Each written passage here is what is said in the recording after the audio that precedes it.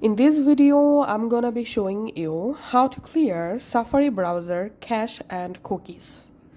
Go to your iPhone settings, scroll down, tap on apps. In settings, from app list, you have to scroll down and find out the Safari browser and tap on Safari. Scroll down and here you will find this clear history and website data. So to clear cache and cookies for your Safari browser, we have to clear history here. So tap on that and clear time frame, select all time. Clear for profile, select all profiles and enable close all tabs option here. Then tap on clear history and once the history is successfully clear, scroll down again and tap on advanced, tap on website data.